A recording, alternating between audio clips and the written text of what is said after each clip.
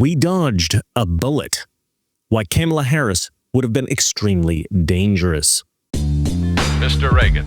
All right, before we start, I've got a great new sponsor for the show, Gold Co. If you want to diversify your portfolio, protect your savings, safeguard your retirement, try investing in gold with Gold Co. Go to MrReaganLikesGold.com or call 844-696-GOLD or click on the link in the description below. Democrats claim to be terrified of a Trump presidency because they say that he will try to use the force of the federal government to come after them. I sat on a weaponization subcommittee for 2 years here, led by the Republicans. They didn't demonstrate a single instance of the weaponization of the federal government by the Joe Biden administration or by House Democrats. And here they are trying to ignore the fact that Donald Trump's entire purpose with his selection for the FBI is to do just that and to jail his political enemies. That's banana republic stuff. But Democrats don't actually need to be afraid of this. I mean, unless they've committed actual crimes. But under a Kamala Harris administration, however, we would have had to be afraid of such things. And we know this because during COVID and then again during the Biden administration, Democrats actually did employ authoritarian tactics, imprisoning grandparents in nursing homes, barring families from seeing them in their final years, strapping useless masks to the faces of small children. They banned you from going to restaurants in certain cities if you didn't have a vaccine card. You couldn't go to Hawaii. They would lock you in your hotel room for the entirety of your stay if you went to Hawaii and you had not been vaccinated. They then imprisoned January 6 protesters for the crime of supporting Donald Trump. They put Donald Trump himself, their top political enemy, through a series of show trials. The FBI even raided Donald Trump's home, Mar-a-Lago. And of course, the list goes on and on and on. And the reason that the left is authoritarian and we on the right are not, well, it's simple. If you are genuinely trying to improve the country, well, you don't need to be afraid of the truth being exposed. But if all your stated motivations and intentions are lies, well, then you have to silence your critics, honest journalists, and your political enemies in order to keep the truth from being exposed. And so those of us who supported Donald Trump strongly, those of us who opposed the deep state, we had genuine reason to be afraid of a Kamala Harris win. And our concern was no joke. I have friends who, they're somewhat known. They are roughly in the same business I am. And I would discuss with them discreetly our plans for quietly leaving the country if Kamala Harris won. And these were serious conversations. This is not like, the idle hyperventilating, like, what you hear from leftists in Hollywood. No, we were seriously planning on how we would escape the country if Kamala Harris won. Now, conveniently, I've been traveling outside the U.S. quite a bit lately, and in that time, I have been keeping note of places that I might visit in case Kamala Harris won the election. That's real. I was doing that. I have another friend who he moved outside the U.S. He had also had a somewhat contentious bit of contact at some points with certain government agencies. And so I asked him once directly, I said, did you move out of the country to avoid being coerced by said government agencies? And he texted back one word. That in one moment. First, of course, I have to sell you something. If you are feeling stressed out or haven't been sleeping well lately, you're not alone. Let me tell you what I've been taking to give me much better sleep. I feel revitalized during the day and I have crazy energy and my workouts are on point. And do you like free stuff? Because BiOptimizer's Black Friday deal starts now and they're giving away free gifts with purchase. That's right, I have an exclusive advanced invite to BiOptimizer's Black Friday deal for the entire month of November. This is their best sale of the entire year. So look, you might not be able to change all the chaos out there, but you can start supplementing with one key nutrient to improve your sleep quality, as well as over 600 other biochemical reactions in your body. This product is called Magnesium Breakthrough, and it is the only product that I have found that has all the magnesium forms in one convenient bottle. You'll open less bottles, you'll spend less money, and you'll still get the top forms of magnesium for better sleep, managed stress, balanced hormones, improved mood, and you will feel refreshed all in one bottle. And when you get all 7 critical forms of magnesium, pretty much every function in your body gets upgraded. This is the best time to stock up and take advantage of all the free extras that you're going to get. You can only get this exclusive deal through my link, special for my audience. You won't find this on Amazon or even the company website. Go to buyoptimizers.com/Mr. Reagan. There's a link in the description below, and you use my code Mr. Reagan, that's all one word, Mr. Reagan, to get your discount and your free gifts today. And one last thing you should know, all Buyoptimizer supplements are the best in class. If for some reason you feel differently, you can get a full refund up to 1 year after your purchase, no questions asked. Again, click at the link in the description below for the exclusive deal and use the code Mr. Reagan. So ask my buddy, did you move out of the country to avoid being coerced by said government agencies? And he texted back, one word, yes. And now look, maybe we have all been overreacting. Maybe the Kamala Harris regime would have been completely tolerant of journalists who were critical of their regime. No, you know what? We were not overreacting. They totally would have tried to put us in prison. And maybe not right away, but eventually they would have come after every single last one of us. I mean, they always tell us that Trump, he's going to arrest journalists. Would Donald Trump not do whatever he could do if he could get away with it? Seriously, if he could arrest every journalist he didn't like, if he could arrest us tomorrow, let me ask you a question. Do you think he would arrest us tomorrow? Do you think he would arrest the editor of the New York Times, the editor of the Washington Post, Jeff Bezos? Do you think he'd arrest them tomorrow and throw them in jail to silence them? Like it. Do you think he could? Because if you say he wouldn't, you're just lying to yourself. The weird thing, though, is that Trump never did any such thing in his first 4 years. So why would they claim this? However, actually, the Biden administration did do that. James O'Keefe's apartment was raided by the FBI in 2021 over Ashley Biden's diary. Steve Baker, a journalist for The Blaze, was arrested by the Biden administration on March 1st of this year, 2024. Steve Baker had just published evidence that Capitol Police Officer Harry Dunn and Special Agent David Lazarus had lied about Dunn's encounter with the Oath Keepers during the protest. Then suddenly, by some magical coincidence, he is arrested by the FBI. And then Catherine Herridge famously was ruthlessly targeted, and it is widely believed that she was targeted for daring to investigate Hunter Biden. Ms. Herridge, you wrote stories critical of the Biden administration. Is that true? That's fair. I mean, you wrote a number of things about the laptop issue, about Hunter Biden, all kinds of things. You wrote critical of the Biden family, the Biden business operation, the Biden brand, and all that stuff. Congressman, I reported out the facts of the story. You sure did. You sure did. You reported the facts. And then CBS fired you. Is that right? My position was terminated. Yeah. And you're an award-winning journalist. How long did you work at CBS? I worked at CBS News for 4.5 years. During that period, we won major awards. I was part of an Emmy-winning team. I was nominated for investigative Emmys. I think the most important projects were projects that drove legislation here on the Hill that positively impacted 1 million veterans. So award-winning journalist, won all kinds of awards, had worked there almost 5 years, had extensive experience at a different major network prior to that, where you were also an award-winning journalist, done all kinds of reporting critical of the government there as well, and then you get fired. But it's worse than that, isn't it? Because they didn't just fire you. What else did they do? On February 13th, when I was told on a Zoom call that my employment was terminated, I was locked out of my emails and I was locked out of the office. CBS News seized hundreds of pages of my reporting files, including confidential source information. And that's not normal, is it? No, that's not my experience in the other 2 networks that I've worked at or with my colleagues at CBS News. When the network of Walter Cronkite seizes your reporting files, including confidential source information, that is an attack on investigative journalism. Yes, it sure is. So I'm just trying to, it seems to me there's a pattern developing here. You're critical of the government, Miss Atkinson situation, and shazam, they start doing all kinds of strange things to your phone line, to your computer. You're critical of the government at a major news organization, and you're an award-winning journalist. You've been there 5 years, you get fired. But it's not just that you got fired. In fact, we can, maybe there's nothing to that. But what we do know is they seized your documents. That's scary as well. And you talk about a chilling effect on the First Amendment. I don't know how it could be more chilling. Now, thank goodness the lady sitting beside you, they stepped in, right? Because they're stepping in and helping. Them stepping in helped you get because you got your files back finally, didn't you?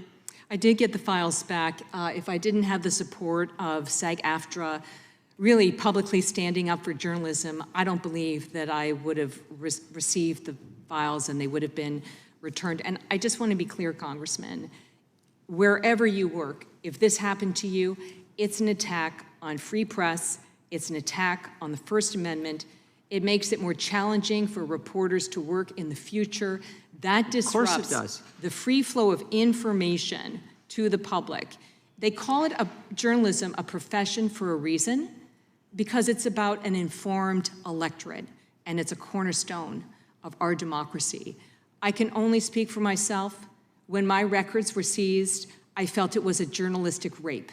The left always accuses the right of that which they are planning to do themselves or that which they are already doing. Somebody once said, and I thought this was a brilliant way of putting it, every accusation is a confession. Hilariously, Chuck Schumer is now suddenly calling for political unity after Trump won decisively in a landslide victory. To my Republican colleagues, I offer a word of caution in good faith. Take care not to misread the will of the people, and do not abandon the need for bipartisanship. After winning an election, the temptation may be to go to the extreme. We've seen that happen over the decades, and it's consistently backfired on the party in power. So instead of going to the extremes, I remind my colleagues that this body is most effective when it's bipartisan. If we want in the next 4 years the Senate to be as productive as the last 4, the only way that will happen is through bipartisan cooperation. Democrats will be ready to do what we have consistently done: work with both sides when the opportunity arises. Democrats will never abandon our values, but neither will we reject an opportunity to move the ball forward to make people's lives better when we can. The question is now whether or not Republicans are willing to do the same. To my colleagues on the other side, once again, do not abandon bipartisanship. It's the best and most effective way to get things done. It was true in the last 4 years and will be true in the years to come. This, of course, is laughable. It's like someone who pulls a gun on you and starts firing only to miss every time, and then he looks up and sees that you're holding a gun on him as he runs out of bullets. Now suddenly, he wants to be your best friend. Do we really think that if he had another gun in his back pocket, that he'd still want to be friends? No, he would not. Sorry, Chuck, we're not friends. The American people understand now that the left in D.C. and the other deep state swamp dwellers, they're all lining their pockets. They're sprinting toward authoritarianism. They're stripping us of our civil rights, imprisoning their political enemies, and they are rigging the game to stay in power forever. And this November, America said no. Because remember what Democrats have proposed over the years. They proposed price controls on food. And now they come out, now you know why they don't let her speak in public. She comes out with the craziest, silliest, and most economically illiterate proposal in the history of presidential politics. And honestly, she wants the government to set prices, and she really wants them to. That's the chilling thing. If she becomes president, this is going to be policy. You're going to go to the grocery store, and it won't be there, or if it is there, the shelves will be empty. That's what happens when the government sets prices. I actually wrote a chapter in the Economic Report of the President, or my staff did, when I was in the White House, that showed that when the government starts setting food prices, then that's when people start having famines and stuff, because the people who produce food can't afford to do so because the government pays them less than the cost. It's just terrible. They proposed amnesty for all illegals. Now more than ever, we're short of workers. We have a population that is not reproducing it on its own with the same level that it used to. The only way we're going to have a great future in America is if we welcome and embrace immigrants, the dreamers, and all of them, because our ultimate goal is to help the dreamers, but get a path to citizenship for all 11 million or however many undocumented there are here. They proposed taxing unrealized gains. I read your stuff, and you say that there is a big problem for the economy and the markets with this plan to tax unrealized capital gains, the so-called wealth tax. What's the big problem? I mean, that would be an unmitigated disaster, Now, granted, they're talking about this for only those that have over $100 million net worth. But as I was talking about with Steve Forbes offset, they start with that, but then it infiltrates other parts of the tax system.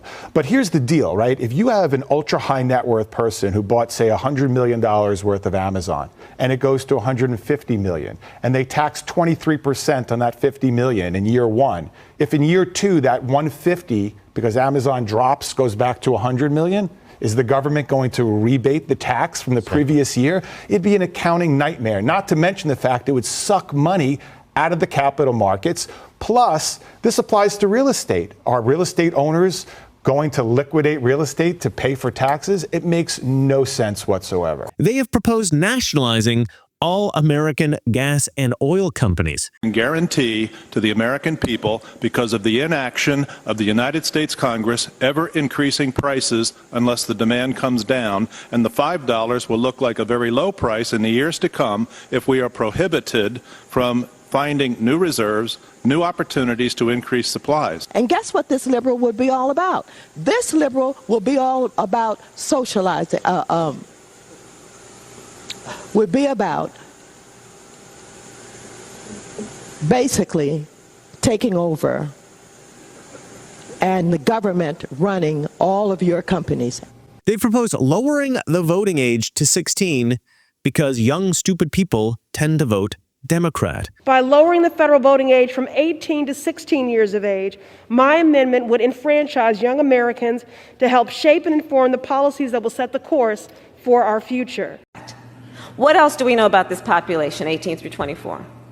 They are stupid. That is why we put them in dormitories, and they have a resident assistant. They make really bad decisions. They have proposed granting statehood to various left-leaning territories like Washington, D.C. and Puerto Rico, which would give them a massive electoral advantage as well as an advantage in the House and the Senate, effectively giving them full control of the federal government in perpetuity. They have proposed packing the Supreme Court with left-wing activist judges. And congressional Democrats are wading into a political firestorm over the Supreme Court. A group of lawmakers plans to introduce legislation today that would expand the court from 9 justices to 13. NBC News national political reporter Sahil Kapoor joins us now. Sahil, what more can you tell us about exactly what is in this bill? Hey, Morgan, the bill is pretty simple. The one that Senate Democrats and some House Democrats are introducing outside the steps of the Supreme Court would essentially expand the membership of that body from 9 justices to 13 justices. The idea from the progressive activists who are there standing with them in support of it is that President Biden should fill those seats. And this is a product of a lot of liberal anger at Republicans, particularly the Senate Republican leader Mitch McConnell for denying President Obama a vote to fill a vacancy in 2016 for months before the election, citing the fact that it was an election year, and then under President Trump confirming Amy Coney Barrett the week before the election. This suggests that the anger has not gone away. And let's have a listen to what Ed Markey, the lead Senate Democratic sponsor, had to say about this. We undo the damage that the Republicans have done by restoring balance. And we do it by adding 4 seats to the court to create a 13-member Supreme Court. These 4 new seats, to be filled by President Biden, will reconstitute the United States Supreme Court. The bench will then rightly reflect the values of the majority of the American people on whose behalf they serve. And there are a myriad of other insane proposals by Democrats to seize control of the federal government forever, to control businesses, to strip us of our rights, and to imprison their political enemies and their critics. To summarize, in case it wasn't blindingly obvious, the left has been sprinting toward authoritarianism for quite a while now. They accuse the right of what they are already doing. Elon Musk has said this many times, but I will say it again here. If Trump had not won the 2024 election, it would have been the end of America. Thank God we won. If Kamala Harris had won the election, I do not doubt that the Democrats would have eventually enacted each and every one of their insane proposals, and we would, in the not-too-distant future, be living in a police state. In short, we dodged a bullet, literally and figuratively. Well, that's it for me. Let me know what you guys think in the comment section below. And remember, it's not that all liberal friends are ignorant. It's just they know so much. That is not so. Good night. Mr. President, in talking about the continuing recession tonight, you have blamed mistakes of the past, and you blamed the Congress. Does any of the blame belong to you? Yes, because for many years I was a Democrat.